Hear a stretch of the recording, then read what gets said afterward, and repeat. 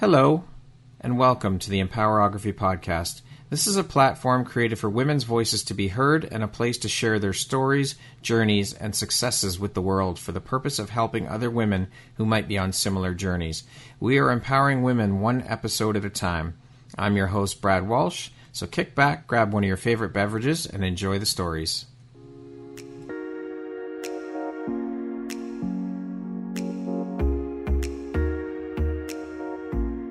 The world needs to hear your message and your story, so don't deny the world of that gift within you that the universe has given you. Someone out there needs to hear your story because it will support them in feeling hope, inspired, and even transformed. Do you want to discover how I help get my clients out of their own way, show up, and confidently share their message? I would love to extend an invitation to you to join me in my free masterclass, Start Your Own Podcast from Idea to Implementation, on Wednesday, April 5th at 1 p.m. Eastern. You can find the registry link in the show notes. Hope to see you there. Hello there, Brad Walsh here, your host of the Empowerography Podcast. Today, my guest is Nellah Mx. She is a life coach, an author, a forensic psychologist, and also an energy worker. Nellah, welcome. How are you doing today? Oh, thank you for having me, and thank you for what you do for us women. We need men like you. I'm doing really well today, and I want to say one thing. Sure. Straight up front that I stutter, so please bear with me. Yeah, of course. So it's not technology breaking, it's my speech. No problem at all, Nellah. Not a problem. Thank you so much for taking and making the time to be here with me today. I'm really excited to have you here and to jump in and share more about who you are, the beautiful light you shine out into the world, and your personal journey and story. So with that being said, let's jump right in. As I mentioned, you are all of those things, and that is one hell of a resume, and that's a lot of hats you wear and responsibility. So I'm curious, how on earth do you find the time for all of this, and how important is prioritization and organization to you? Well, I don't, that's the thing. I don't find time. But I must say that I didn't start this all at the same time. It just happened gradually. So basically first was, I think, actually writing. And then I went into psychology and then came coaching. So right now I am doing everything, which is kind of a lot. Yes, but what you said, organization is the key for me, and I am a very organized person. And I think actually this comes from my culture. I am from Slovakia, and we are all kind of OCD. So okay. I am like OCD about organizing things. So don't mess up stuff in my office, okay? That's a crime. Don't touch that stuff on my desk. Yes, exactly. Yeah, that's me. So I would also love to know then, with you wearing so many hats, what does your morning routine look like? Well, I will tell you my ideal day.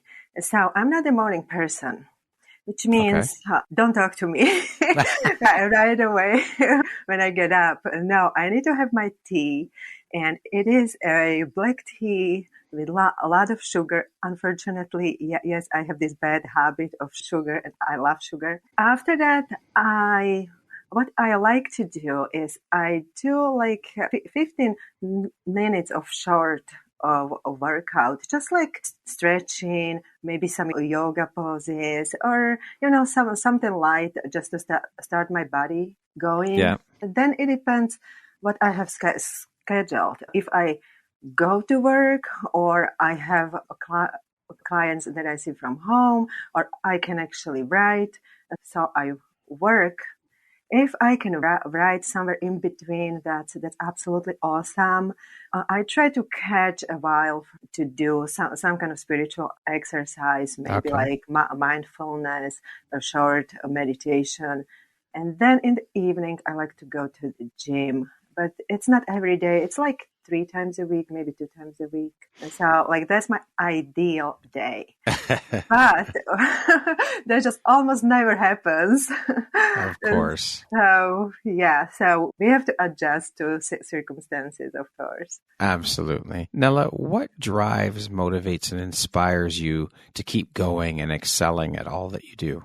This is a very good question, because I've been actually thinking about it a lot. Now, like, why am I doing this? Because it's not easy.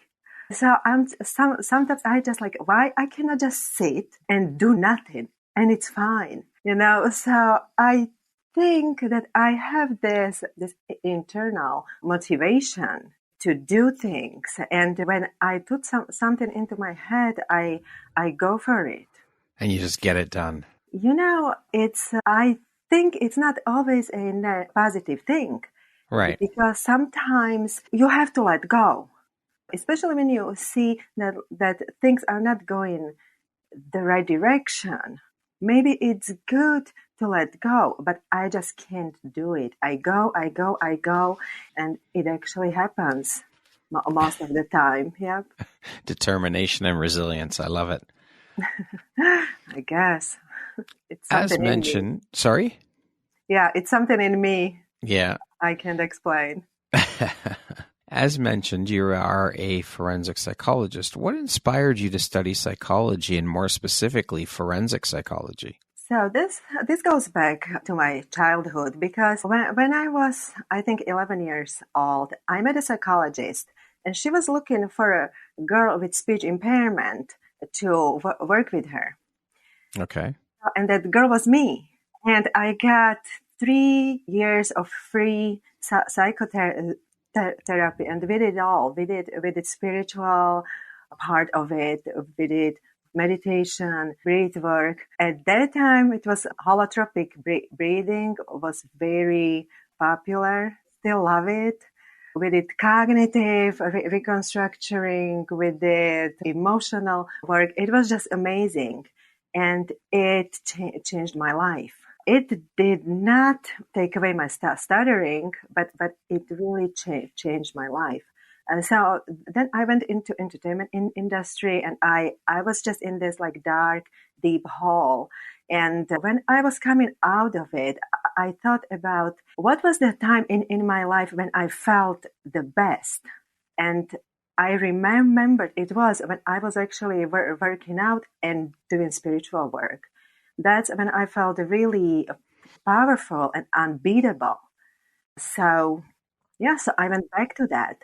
And I went to study psychology, obviously, because I did so much work in it, and I was always interested in psychology. Why forensics? I think there were two reasons. First of all, I like challenges. So I said to myself that if I'm going to do psychology, it's going to be the most difficult cases. And right. I accomplished that. Yeah. And then it was, I think, because I was in the entertainment industry, I was close to crime. And so I was very familiar with this criminal lifestyle. So, so I think these two things made me go to forensic. Okay, interesting. Well, that's what I think. It might be a different reason there. Yeah. And how long have you been a forensic psychologist now, Nellah? So I've been doing forensic psych for, I think, more than 10 years. Yeah. And so when it's been a journey. And so when you're doing your psychology work, do you find it hard not to bring your work home with you? And how do you deal with that so that you do your best not to do that? Yeah, this is a very good question, because obviously you get the energy from your environment, from your clients, patients. So it's very important for any mental health professional or coach to learn how to deal with it. And so I think with time, I learned how to separate myself from that. It's almost like a wall in between me and the work. Right. And a good thing is that when I work in correctional facilities, as soon as I leave, as soon as the gate locks, I am out. Yeah. I don't bring my work home. I don't have to work from home. And I think it's actually very, very good. So it's not, I mean, I would think that takes practice to get to that point where you can leave it behind. So it takes a lot of work to do that, to be able to do that, I think. Yeah. I think at the beginning, we all have this, like that it kind of penetrates into our lives. I know people who work in corrections, and they have double fences at home, and they have bunkers, Yeah. so it's not easy, but it also desensitizes you. And that's, I think, another issue, because I laugh at things that like are just horrible many times, or like my lunch reading is some kind of a crime, how a man dismembered his wife, that's what I read at lunch, and stuff like that. So like it becomes kind of a really desensitizing. Yep, that's the word. Yeah, and I just get used to it. And like, to be honest with you, I love it. And the stories I hear in corrections, you can't make that up. you just can't make that up. Yeah, I'm sure. And so I'm curious then, if I may ask about your corrections work. Mm-hmm. I would think that it's a pretty much male-dominated industry, right? Yes, it is. So how is that for you as a woman? And what kind of adversity have you had to face working in that world, in the world of corrections, being a male-dominated industry? So how am I going to approach this? Yes, it is male-dominated industry, but for example, in my jail, or like in many jails right now, it's actually staff is 50-50. Okay. 50-50 women and men. However, what like men-dominated industry means that like even women who are in there adjust to the men's culture. Right. And like many times they are even worse than men. So I would say most women adopt this very masculine, aggressive, controlling style.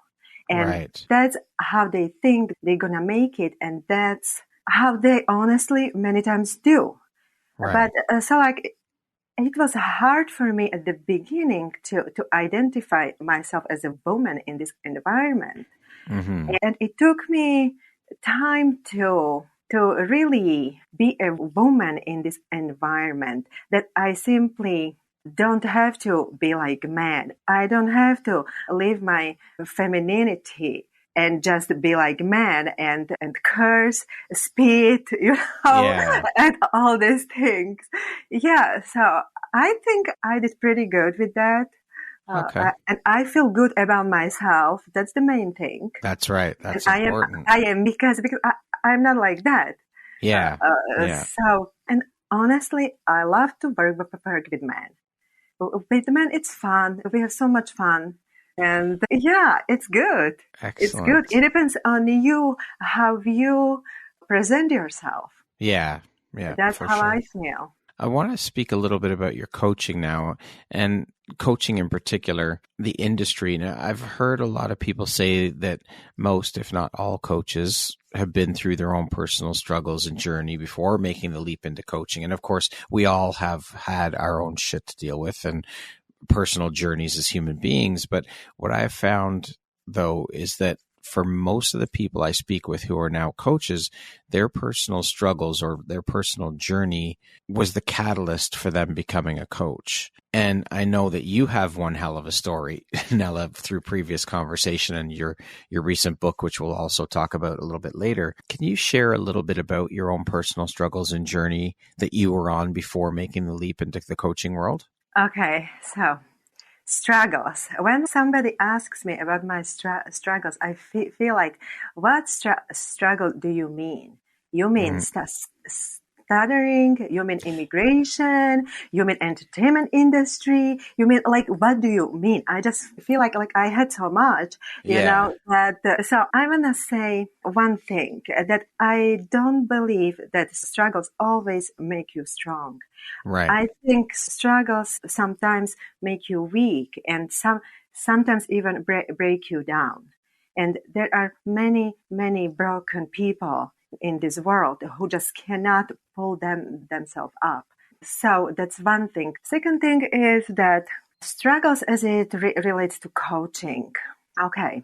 And this is my opinion, that I don't believe that if you go through some struggle, now you are somehow entitled to teach or guide others. And I even think that a person who went through something and they did not process it. If it's not fully processed, they can put their biases, opinions, traumas on their clients. And this is dangerous. So for me, a coach has to have all these struggles processed. And then there is a next step. A coach has to be somebody who is at certain spiritual level, because how can you pull people up if you are not there? Yeah, very true. And also, I'd like to add that just because you have gone through some stuff and been through your shit, I mean, like I said, we've all been through our shit. We've all dealt with different things. But just because you have been through stuff and come through doesn't mean that everything's A-okay and you're not going to struggle anymore. You've just gotten through a certain part. But I think that we need to talk about that, because I think some people think that, okay, I've gone through and I've done the work and I'm okay now. And that's it. But no, we're constantly evolving as human beings. There's always work to be done. We never finish. Like, we never arrive at that place, because life is a journey. Exactly. Yes. So how I got into coaching. First of all, I never wanted to be a coach. Okay. Before, I thought that coaching is a bullshit, basically. That it is some kind of superficial psychology. Right. You know, that like you don't really solve real issues. So like, what do you do as a coach? So now, how did I, with this mindset, started coaching? Yeah. Yeah, right? Yeah, exactly. So I've been doing all this spiritual work, meditations, breath work, energy work for like many years, as I said, since the age of 11. So maybe several years ago, what happened to me was that the last chakra opened. Okay. And it's the chakra on the top of your head. And I felt like my head was burning. It was like in fire. And since then, I have this like really straight, direct, intense connection with the universe. And it goes just right through me. And after this happened, I knew that this is the moment when I can start helping people, that I can start guiding people. So I started coaching, and it is a spiritual coaching. Okay. Yeah, and that's what I do. And it just happened.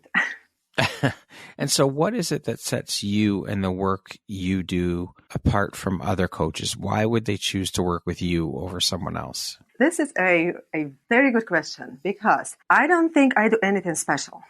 Okay. I think many coaches do what I do. You know, meditations, breath work. Some coaches do yoga. Some coaches focus more on cognitions and so on.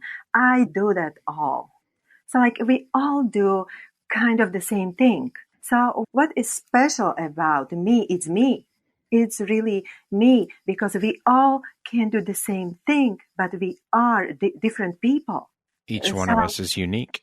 Yes, and we have this certain approach to people. And what my clients appreciate the most is, I think, honesty, that I'm honest and genuine and non-judgmental. You can just tell me anything. Some people say, oh, I don't want to scare you. And I'm like, don't worry about that. I'm good. You know? So I think that's what it is. It's really me as a person, and where I got spiritually through my life. And that's it. And what type of person or client is your ideal client? Like, what types of things do you look for in a potential client before deciding to work with them? Okay, so I really don't have an ideal client, to be honest with you. I don't work with children. I don't work with adolescents, although I might. People have been asking me. Now, this is the difference between psychology and coaching. When I see that the problems are deeper, that simply this person experiences really deep major depression or psychosis, you know. Psychosis is basically a person who is illogical.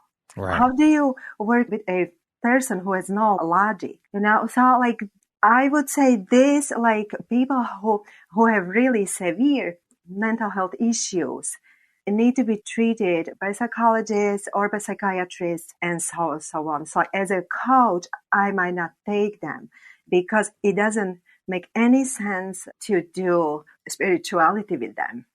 Okay, that makes sense. Yeah, but I take pretty much anybody, men, women. Yeah, it's fine. If you connect with me, if you like what I say, then just connect with me. Come to me, and we will be a good match because it's about the match. Yeah, for Everything sure. is about the match, and the research shows consistently that the only factor that predicts good results is actually connection between a therapist and client, or a coach and a client. Yeah. So that's the most important, really. Yeah, there has to be that energetic connection between you and your client. Absolutely. With you being trained in multiple areas and you incorporating spirituality and breath work and these different things that you incorporate into your coaching work, you're trained in multiple modalities. So can you speak a little bit about that and how you incorporate those things into your work as a coach, and give us a brief overview of your approach when working with clients? Good. So I combine it all, and I combine it to suit you, to suit your needs. I tailor it to you. Because we are different people, there is no one approach for everyone. So of course, we have to address cognitions. If I see that you have all these defeating beliefs, then we work on that. But I also like to do meditations from the beginning, because once you move to higher spiritual level, you start seeing things differently. You have different connection with yourself and connection with the universe, and everything changes. That's a game changer. So I kind of incorporate everything from the start. Okay. Yeah, and then I just want to say that there are different forms of meditation. It's not what like people think that now you will be sitting with your eyes closed for 45 minutes. And I don't do that, especially at the beginning, because who can focus for like such a long time? And I am a hyperactive person. So so there are people who need to move. And so I have different types of meditations. Some involve movement. Some are basically focusing, learning how to focus and switch, focusing. So it can be very dynamic too. Now, I want to talk a little bit about your writing. You say that writing is your biggest passion. Is writing something that has always been part of your life, or is this a fairly new thing for you? Okay, so writing came maybe 15 years ago. And what happened was I simply got this inspiration and I took a pen and I wrote. And that's how I write. I'm an impulsive writer. I don't have a plan. I don't have any outline. It just comes to me. And it's kind of scary to say that I feel like I am not writing, that it just comes to me from somewhere and I have to write. So since then, I wrote 3 books, poems, I wrote script, I wrote short stories. I just write. Just when it comes to you, you write. Yes, that's what it is. And now you recently released your first book, which obviously is a massive accomplishment. So first off, I'd like to say congratulations. And there are a lot of people out there participating in multi-author books, but you went the route of releasing your own full-length book. So I guess the first question is, why did you decide to write your own full-length book? Well, so it kind of ties with like what I said before. I write, so the book has been written for a long time, honestly, but I never intended to publish anything. I just used to write for myself. Yeah, so this book particularly, I think, was a healing process for me. And it's a book from the entertainment industry when I was in there and I got into many, many dark places. And this book shows mental health, emotional damage that these types of jobs cause. And And then it also shows this industry as a system of exploitation and degradation of women. And I just always think about what I've seen and experienced and how a man can have this kind of privilege to come to an establishment where are 100 young women and he can choose any of them and do anything he wants as long as he puts money down. And this is an industry where human life is valued less than money. Human life is nothing. And I cannot believe that we still have this, that now in 2023, we still have this. Why did you decide to write your full-length book? What was the... Yeah, so I just wrote it, as I said. I just never intended to publish it. I just continued writing and writing. So what led to your... Mm-hmm. Sorry, go ahead, Nellah. Yes. So the question is more why did I decide to come out with it? Yeah. Why did you, what made you decide to publish it? I think because I just see all the time young women going into this industry, and I just want to tell them what it's really like to be there. It's not what you think. It's not easy money, how it is always presented. You basically sell yourself. You sell your body, sell your soul, you sell your personality, you sell everything just to entertain man after man after man. And it's so damaging to a person. And I just feel like everybody can do better. Every person can make money in many different ways, and you can make even more money. You don't have to be somebody's whore, to make money. Can you share with us the name of the book and when it was released? So the name is A Stripper from Japan through Switzerland into the Deepest Secrets of Her Soul. And it was released on March 16th. Yeah. Very recent. Yes. Yes. And we made it to a bestseller. Congratulations. Yes. Oh, thank you. I was so happy.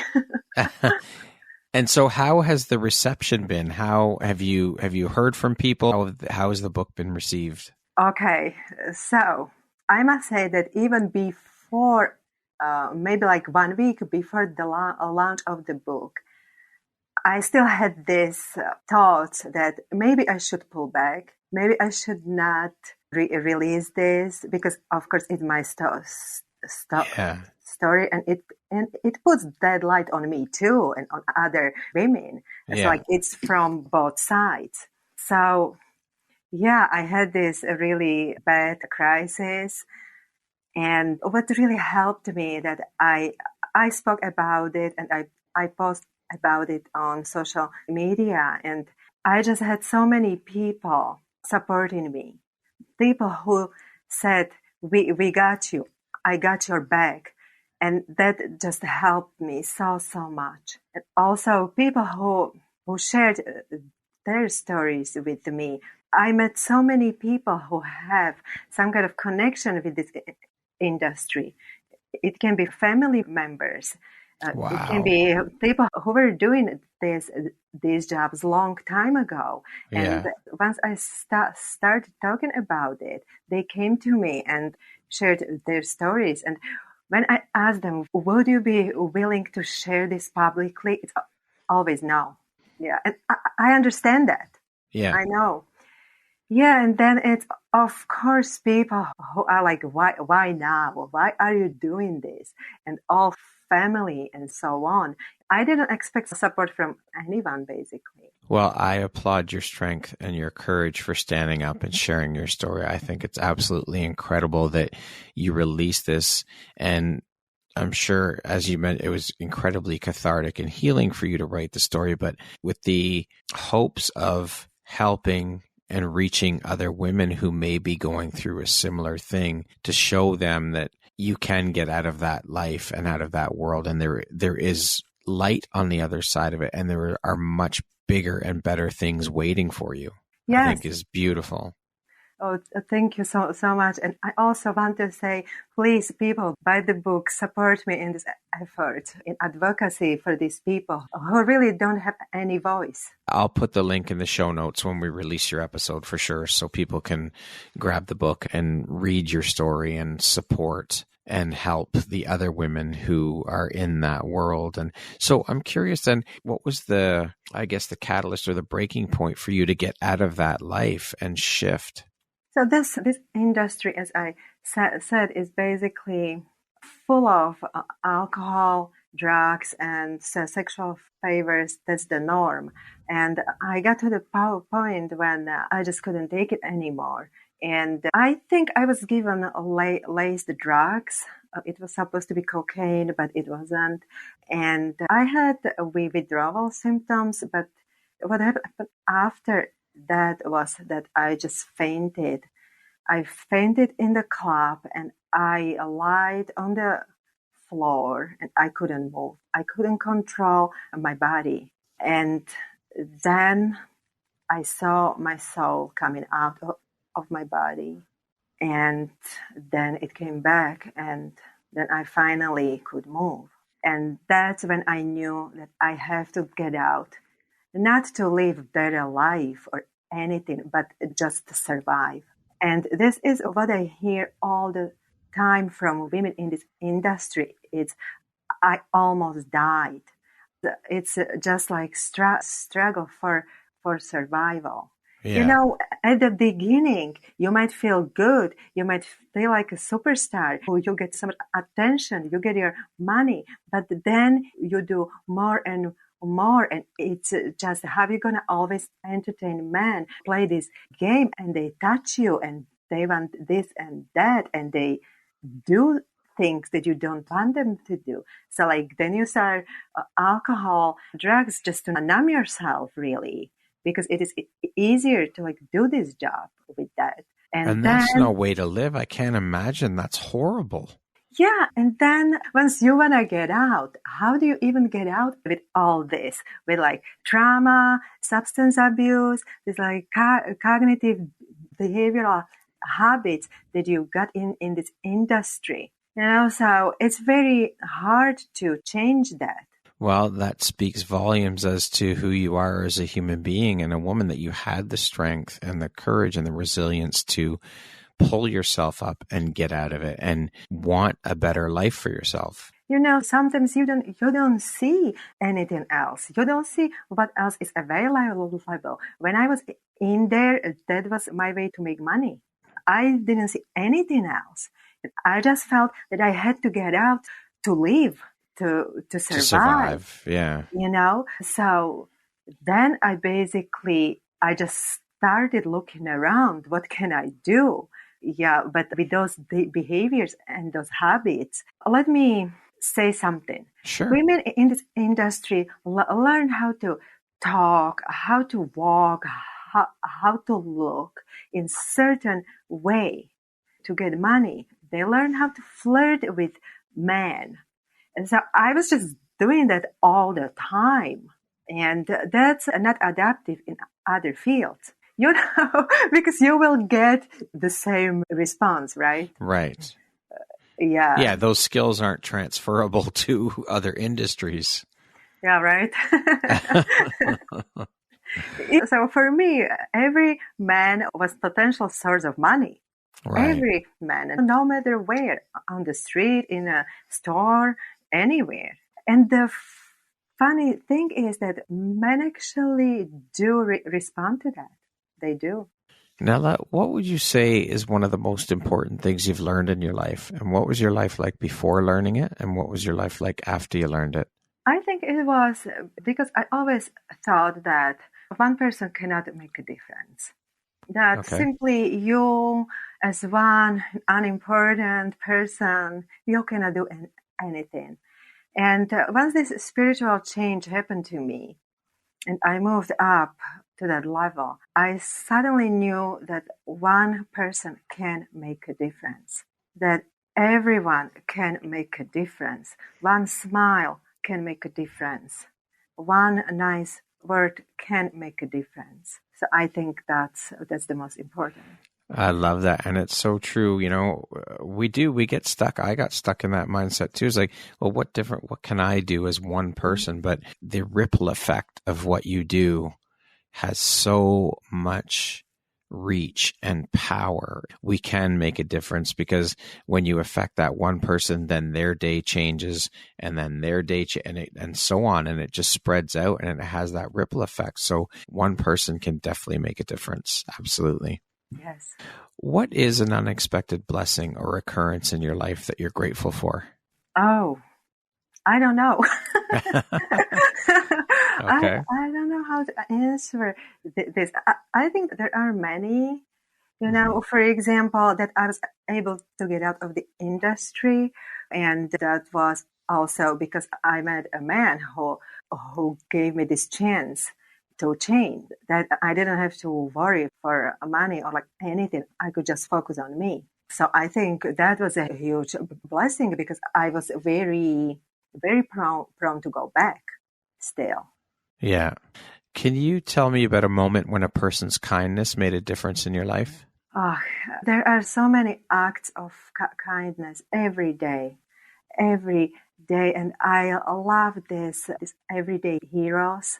People who take care of kids, who take care of their parents, who take care of somebody else is just amazing. And I always think about this situation when I was in a really very bad money situation and I didn't know what to do. And then this one guy, who is my friend, but not really close friend, he asked if I need money.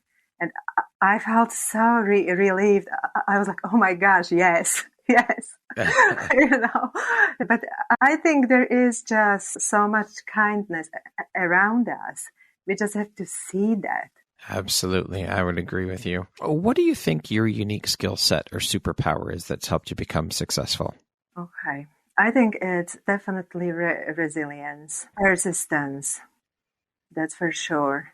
And Okay. I think it's also vulnerability, that I am just willing to straightforward show my weaknesses. I don't care.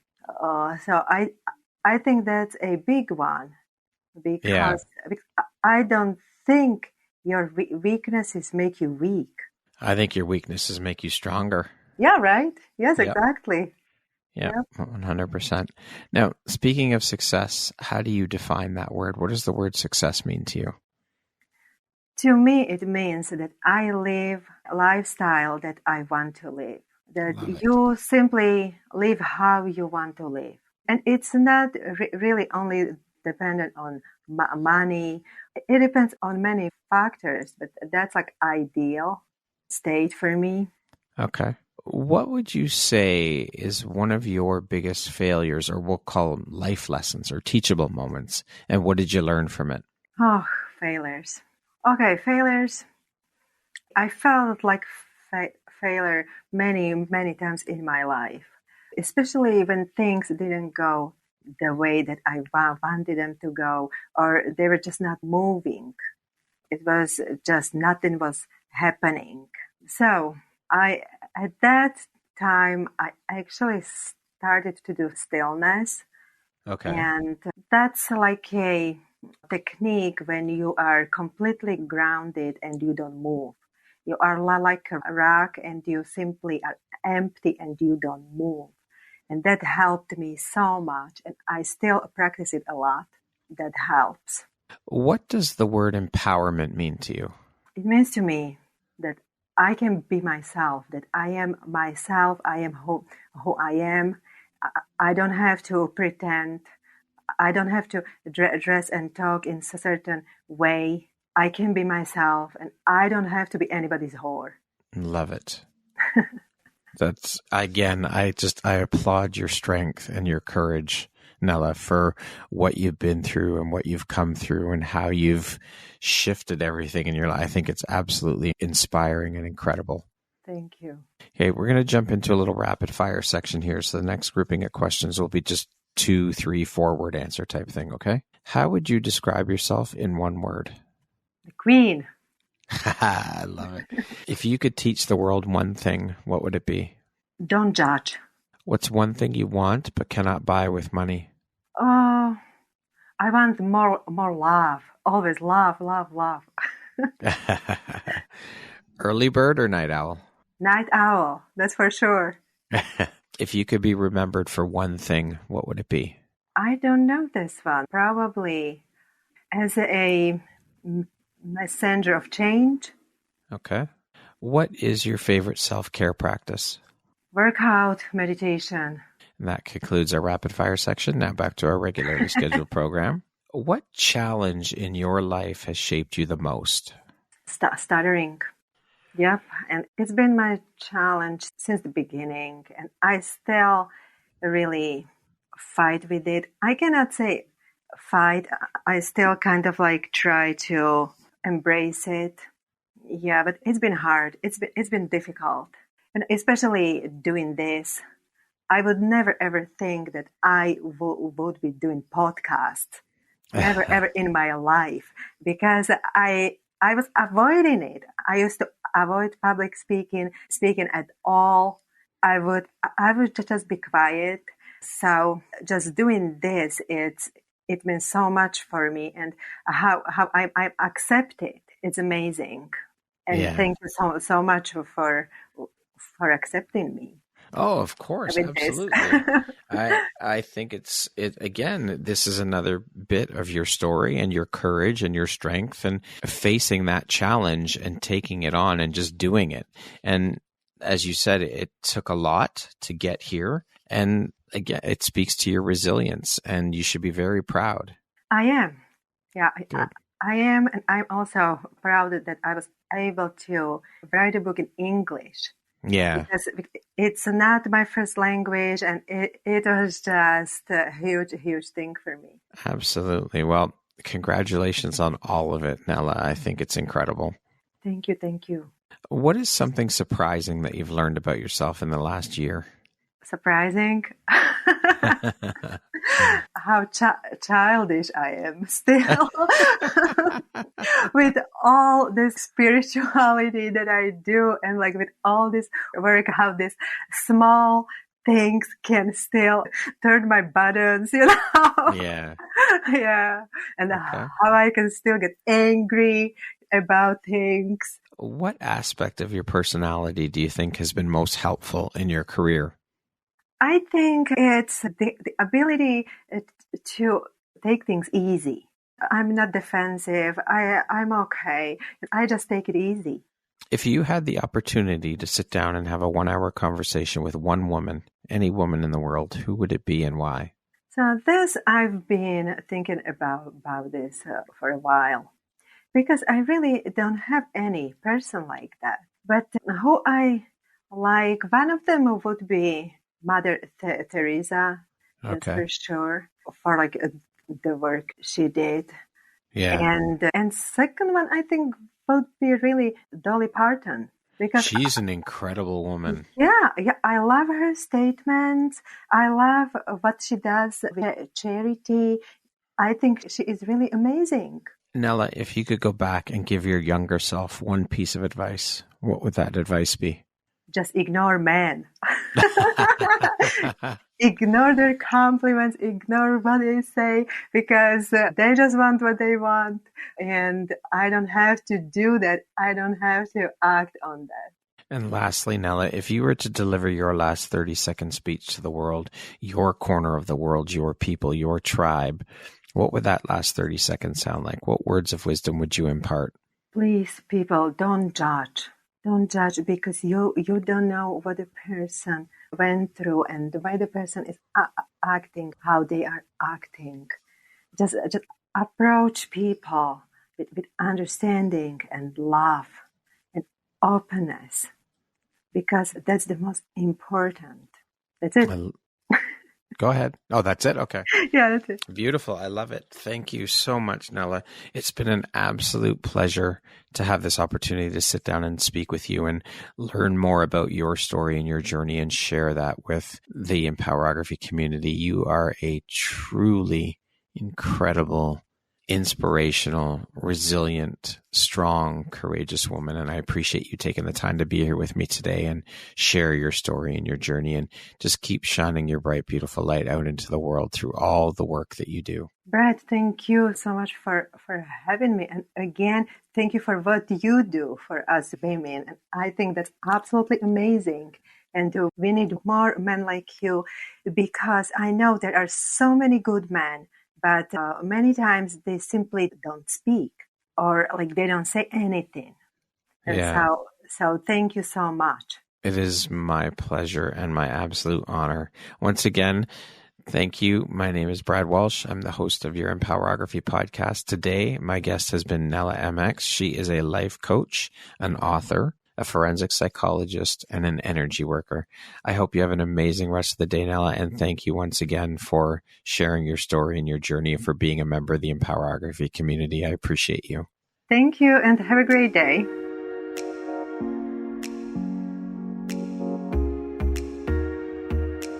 Thank you very much for listening to this podcast. If you haven't yet, please be sure to subscribe, rate, review, and share with all your friends.